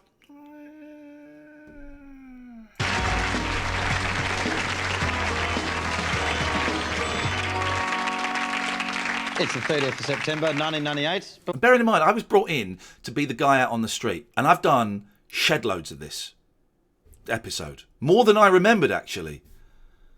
More than I remembered. I didn't think I did this much. What was happening on the 30th of September, 1988? Or 78, 68, or 58? Tommy Vance will never forget. Hi, my name is Tommy Vance. What was happening on the 30th of September, 1988? Or 78? Well, watch him as he turns around. 58. Tommy Vance will never forget. Hi, my name is Tommy Vance, and this is my News Gold. The year is 1988 Anno Domini. And back in the USSR, there's a new kid on the Soviet bloc. Mikhail Gorbachev be a joke about this. is about to become president, and the Ruskies are ecstatic. He's got the new Russia all mapped out on his head. There we go. There we go. By the way, completed it, mate, of course, is James Buckley, as I'm sure most of you know. He may have left now, but there is a crossover in that the writers and producers of The In-Betweeners, Ian Morris and Damon Beasley, they didn't start on the 11 o'clock show. I'm guessing they started on Big Breakfast. Everybody seemed to have started on the Big Breakfast. But they did a lot of the VTs on the 11 o'clock show. Damon, I seem to remember going to party conferences with him. And Ian, I certainly went to Jerusalem with him and did a lot of videos with him. So there is a connection there.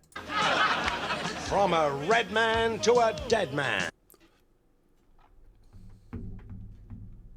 From a red man to a dead man. 20 years ago today, the Vatican loses its head honcho. Not God, he's an eternal spirit and therefore cannot die.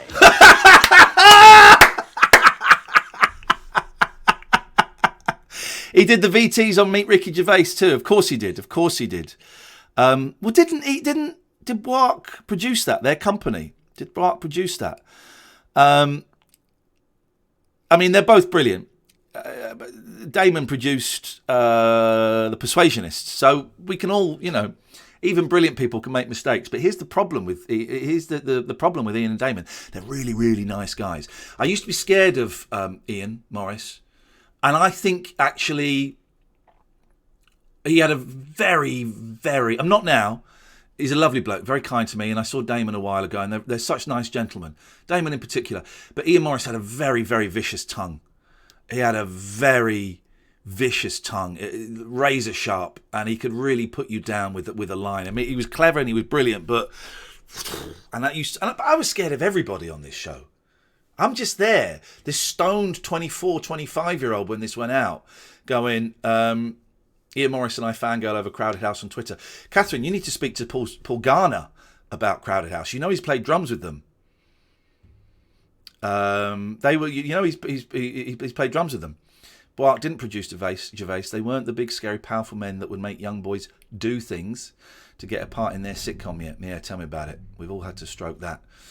But Ian Morris terrified me. I was terrified of everyone. I'm a 24, 25 as this goes out. We kind of started just before the summer. 25-year-old stoner who was terrible stand-up.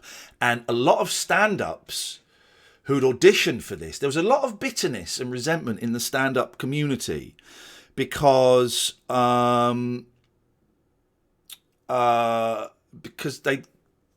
had all auditioned. Everybody auditioned to host this show, and a few got it.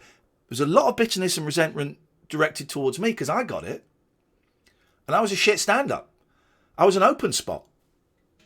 I was a very, very hit and miss open spot. As soon as I got this, I stopped doing live gigs. I think I had 2 in the diary. One was with Zeren Gibson, and we'd done a show. Me, Zeren, Mitch Benn, and Mackenzie Crook had done a show in Edinburgh this year, 98, called The Bootleg Beatles, and it was a sketch show. Liz39, thank you for the subscription. And ITV wanted to make a pilot, and somebody else was interested, and Mackenzie opted out quite early on because he had just done Barking. Had he done Barking at that point? Or I think he'd done Barking because I think he was sort of famous then. And he had stuff happening. And then I bailed out in Edinburgh. I said, I don't want to do a pilot with you guys because I've got the 11 o'clock show. And so I had one gig with Zeren afterwards. It was in Cardiff in like a rugby club. And I didn't want to be billed as the guy from the 11 o'clock show. Literally, this like a week's worth of episodes had gone out, so I wasn't famous. But what I was doing was different to this. And anyway, he kind of out. Anyway. No, I'm talking about Pope John Paul I. Some say His Holiness was killed by the Mafia. Was he? God knows. From holy man to Tony Benn, and the day remains the same. It's the Blackpool Conference 1978, and the burning issue is smoking. Are fags allowed at the conference? Uh-oh. He is, but the... Oh, no! No!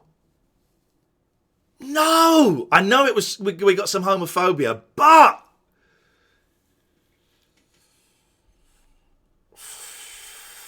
this early on.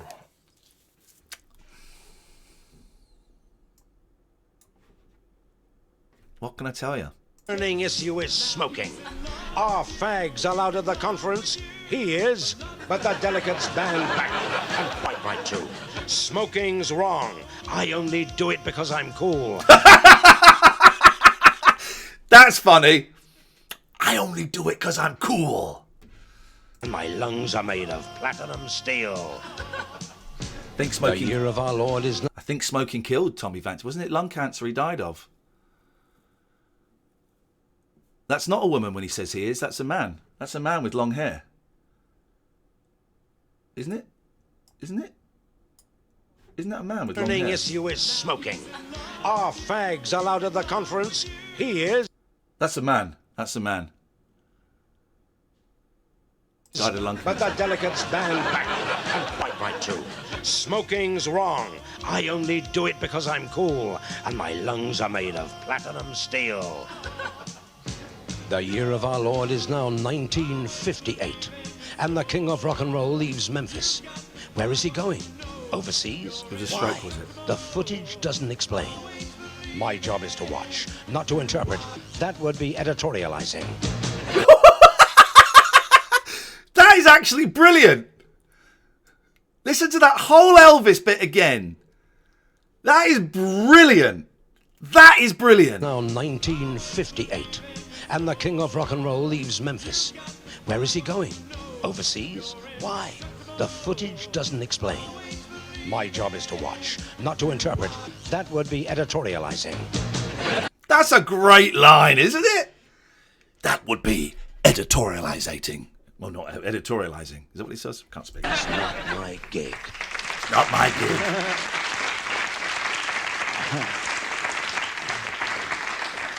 Thanks, Tommy.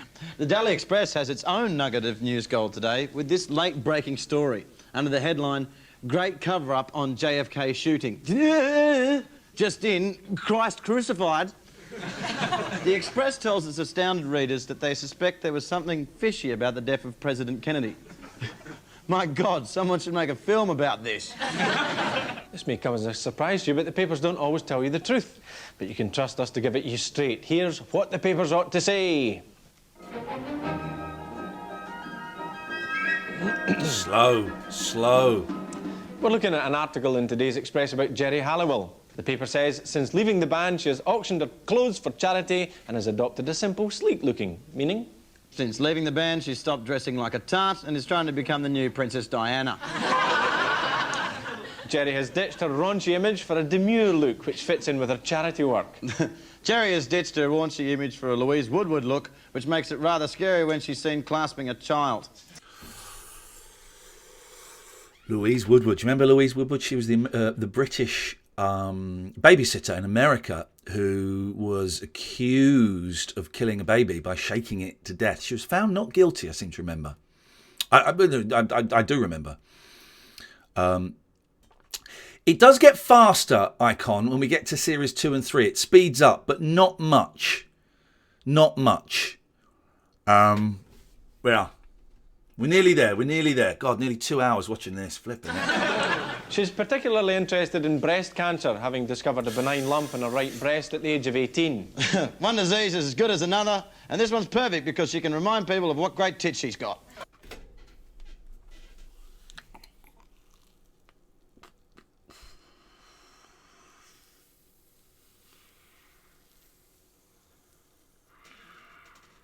This is why I was quite happy at this time to be doing the stuff separate from this, because these two could do this. This was the plan. I end up mouthing these jokes series 2, 3 and 4. I told you it was going to be uncomfortable. Lads. But this is why at this stage I was really happy to be the third wheel, because this is nothing to do with me, right? This is nothing to do with me. And then later on, I would be the one that would say these jokes because no one else would want to do it. And I would just, because I didn't know how to say no, would do it. And also because I thought shocking and offending was funny. Oh, I'm not freaking out. I'm not freaking out, Mookie. I'm just putting it in context, describing what was going on and saying where I am now. I'm not freaking out. Now, shoulders. What's in my pocket? Might be smokes. We've all been poking Wouldn't be smokes. It would be Rizzlers, because I was a roll-up guy. fun at the news and the people in the news, and that's fine.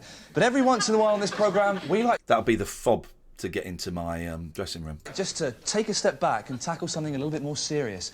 For example, the sad story of 12-year-old Simon Saunders, who suffers from an unusual condition. He only sees the world in black and white. For Simon's parents, his life has been a difficult journey. It's just the simple things in life that we all take for granted. Are we about to rip the piss out of a 12-year-old colourblind kid? Brendan's given up stand-up now. He's retired. Apparently, lives on a farm.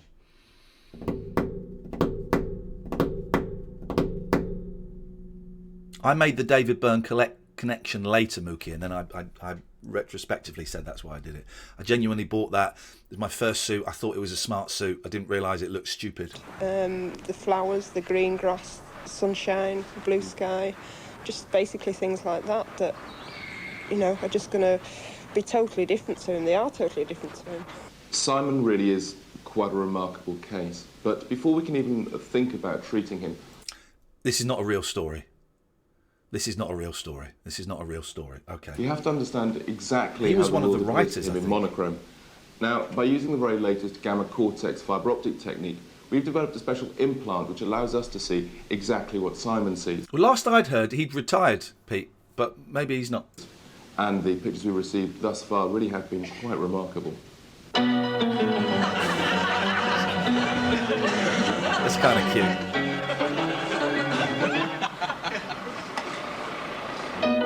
That's the off the street. That's the street where the that building there. I think is where the 11 o'clock show offices were, or Talkback Productions were, which was owned by Mel Smith and Griff Rhys-Jones. I think it was that, and it was the office was kind of down there. That guy, I think, was a producer called Simon. I think that's a good producer called Simon. He used to get if it is him, was asked to leave. I'm being very careful because he used to get deliveries made. I think we have to give ourselves a break slightly. While there are things that were and are unacceptable, I like to think it's more positive to look back and chuckle at how far we've come. There's already a few things in the in-betweeners that makes me uncomfortable. Oh, no, I think you're right, James. I think you're right. I mean, people get called out for tweets they did 5 years ago, and you do think, well, if people went back and watched it, I could be opening up a whole can of worms. If anybody from the Daily Mail is bothering to watch this, they're going to see stuff that would. Well, it's a weird time, isn't it? Where if you did something a long time ago that fitted in with the context of that time, you can still be cancelled now. And so this is a slightly dangerous game playing this. I mean, I was a little embarrassed at some of the 11 o'clock show stuff. I mean, there's the Harold Shipman thing. I'll tell you the Harold Shipman thing. There's two things that we had. One of them I thought was funny and one I thought was awful. And these are just the ones that spring to mind. We had a counter above the set one day when the Harold Shipman thing was breaking. It was just going up 652, 653, and that was a counter of murder victims, which I thought was funny. The thing that I thought was awful was there was a news footage of Shipman's wife opening the door to the press and then shutting the door, and Dominic English, one of the series producer, the executive producer, VO'd over the top, "You fucked a monster." And that at the time I thought was... Nah. Even then it was nah. And the show had by that point been given the specific instruction, unbeknownst to me, to shock and offend was more funny than was more important than being funny. So yeah, I do. Listen, I'm not going to lose any sleep over any of the stuff that's in this show that we're going to see. Otherwise, I wouldn't be showing it because I know it's going to be uncomfortable. I'm not going to lose any sleep over it. But, you know, it's nice to wince at stuff from 22 years ago.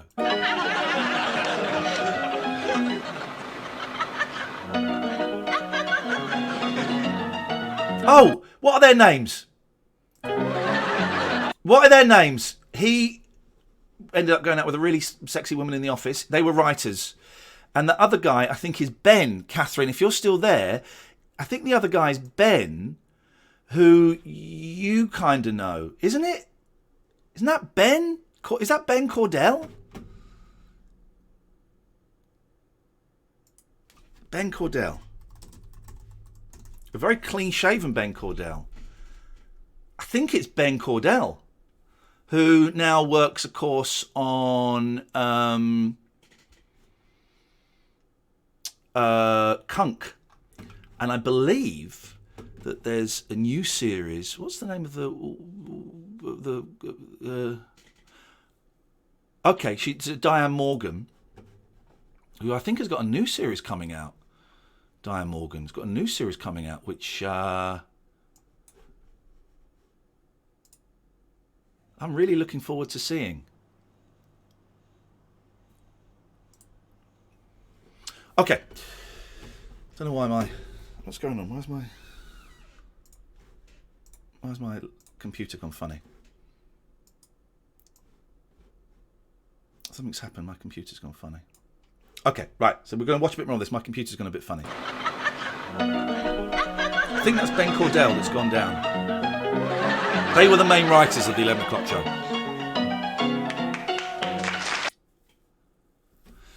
Jokes like the shipment stuff, Dando, etc. We should get you on. Me and my cat should get you on one night, James. I think it used to be acceptable to use humour as a way to deal with grief. I think it's interesting now we aren't allowed to laugh at these things. There appears to be a depression epidemic going on in the world. I'm not sure if I've made an interesting point or talking bollocks. I don't think our humour, the 11 o'clock show, was doing it. I mean, there'll be some Dando jokes coming up. I think certainly that wasn't the reasoning as a way to deal with grief. I get what you're saying. The reasoning for that, for the 11 o'clock show, was to offend.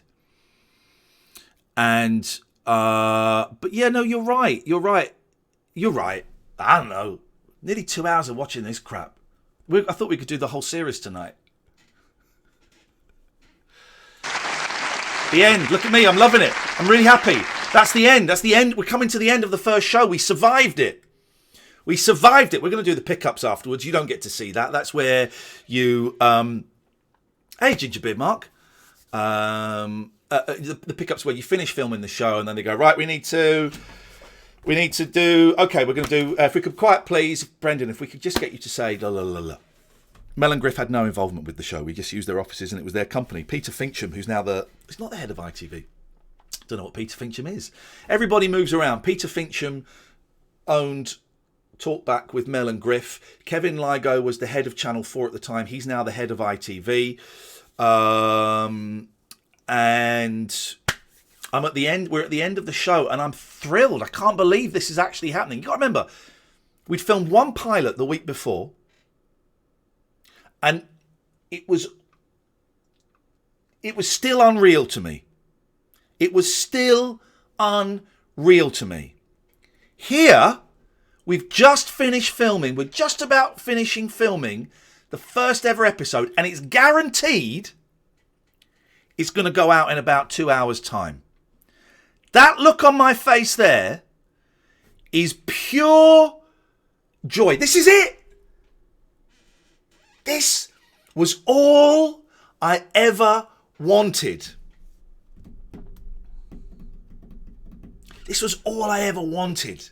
And it's happening. Now, the disappointment in once you've achieved your dreams, phew, for me, the best moment of success for me is I don't like the work before, and I don't like it's that when you're just about to burst forth. Just about. Finished this, went off, had a few drinks, went home to Tessa's house where I was staying, and smoked a big fat doobie and we watched it. Oh. There will never be 46. There will never be a moment in my career as satisfying as this and as satisfying as watching the first episode of this going out with my girlfriend. It will never be that moment of pleasure ever again. Can't exist. It can't exist. Kids being born and stuff is great. Different. It's different. Everything I'd worked towards, everything I'd been told by my teachers at school, you'll never be an actor, Ian. What people don't realise is I'm acting here. I made the mistake of using my name, and so people could blame Iain Lee for stuff. I'm acting. These two aren't acting, I don't think. That's Fred McCauley, that's Brendan Burns. I mean, Brendan is a slightly heightened character, I suppose you could say, but I'm acting. right? I'm acting. But no one ever recognised that. No one ever recognised that. I'm doing a character. But my teachers at school said, you'll never be an actor. You'll never make it. It's a stupid idea. Become a teacher. I was going to be a primary school teacher, teaching drama. And this moment here is like, fuck, yes! I've done it! I've done it! I'm on a TV show. Not only that, it's a rip-off of The Day Today, my favourite TV show, and I'm playing a rip-off of a Chris Morris character.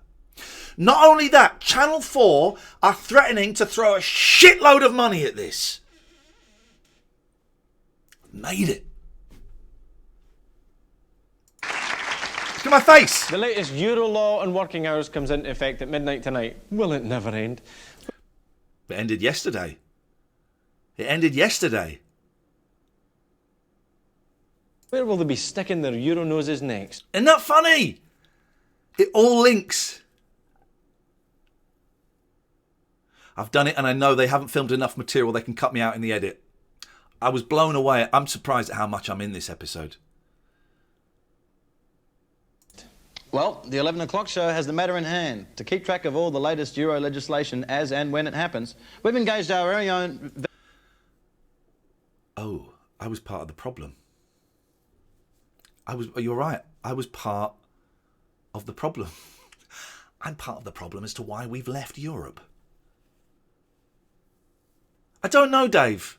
I don't know. I don't know. We'll talk about that another night. Very own Euro correspondent, Wim van der Land. Oh! If I remember correctly, Wim van der Land, can't remember his name. He's the meerkat guy. He's the Geordie from Alan Partridge. What's his name? Can't remember his name. Anyway, it's him. So let's go right over to Brussels to find out what's happening. Wim? Today, here in Brussels, the European Commission announced a new EU directive on the standardization of celebrities across the community of Europe. From the 1st of October, only the following people will... Here's the thing. I don't think that's green screen. This is the budget we had. He has been sent out there to do this. It's what we used to do in the old days. Be recognised as celebrities. Prince Rainier, Morten Hackett, Stefan Edberg, Falco, Bjorn from... A lot of Falco jokes. A lot of running gags in the series. Simon Greenall, thank you. Falco. You're going to see a lot of gags about Falco. Aber, Jan Hammer and Dutch darts champion Raymond Barneveld. From Britain, you will be allowed to have your hat-leaving singer, Paul Young. Is that true, Vim? No, I've been talking whoppers out of my ass. So why are you saying this? Because we are Europeans and we hate you British. It wouldn't be... I'm wondering if that is green screen. But the light doesn't look like green screen. Normally when it's green screen on the 11 o'clock show, you're very... Well, I mean, he's not live, but they would have filmed it. I'm pretty sure he's there, and they film it with the breaks in, and then they play it in. And you tighten it up in the edit. Now, I don't think it is green screen. I think he's there. Wim van der Land there, live from Brussels, and what a lovely sunny evening they're having there. We've been the 11 o'clock show. That was Wednesday, September the 30th, and we'll be back tomorrow with Thursday, October the 1st. That's topical. Yeah. What? What? I don't think it was pre-Daily Show. That's topical. Oh, very camp in this, very camp. With Thursday, October the 1st. That's topical. Yeah. Hope you'll join us then. Good night. Good night. Good night. Yeah, I did it! That face there, that's it, man. That's it. With Thursday, October the 1st. That's topical. Relax. Yeah. Hope you'll join us then. Good night. Good night. Good night. Genuine joy. Glee. Glee. Glee. See some names. See some names. 11 o'clock. London studios. Morcheeba, it was Morcheeba. Don't know any of these. I wouldn't really have had anything to do with these people. They were all in the studio.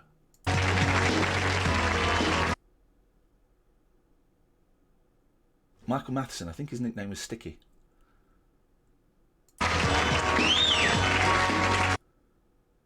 Leonora Martin, Leo. You'll know Leo, of course, James. Lovely Leo. Was very good friends with her. Kath Pick was, I said there was an attractive woman who that writer was going out with. That was Kath Pick. She messaged me the other day, and on Facebook saying, "Can you get in touch?" And I didn't, because I'm always scared that people want me to do something that I don't want to do. Production team: Lizzie Flatt, Helen Weeks, who I mentioned earlier on. She was lovely. Daisy Donovan. Production team: Ben Smith. Valerie Hetherington. Okay, I remember that name. I think the production team...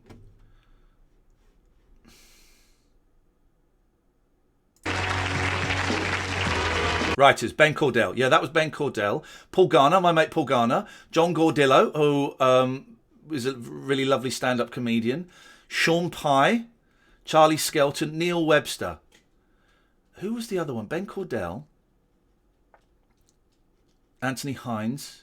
Peter Holmes. Peter Holmes, the other guy. Peter Holmes. Damon Beasley. James Bobin. Paul Gilheany.